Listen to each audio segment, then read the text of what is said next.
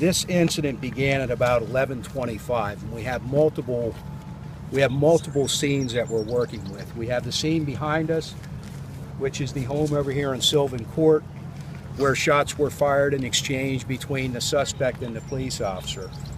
We have another scene on the Susquehanna Trail at Smith Court, where shots were fired from one vehicle to another vehicle. That scene is currently being processed. And then we also have the location where the two vehicles that the people were driving in are located, and I could visually see at least 2 bullet holes in that particular vehicle. We received multiple 911 calls which alerted us to this area.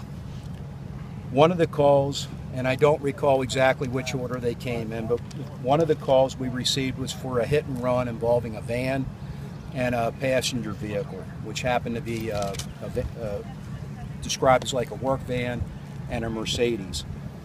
The second 911 call that came in, or another 911 call that came in from outside of this area by a female who says that her brother-in-law was shooting at her husband.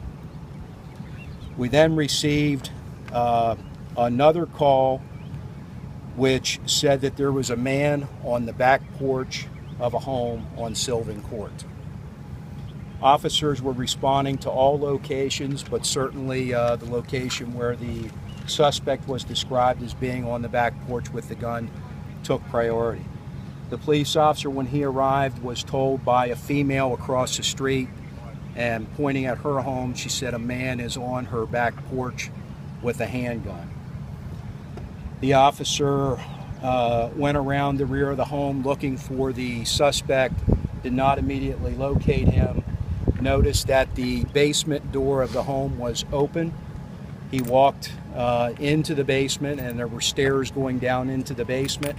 While he was in the basement looking for this suspect, the suspect came down the stairs, at which point shots were exchanged between the police officer and the suspect.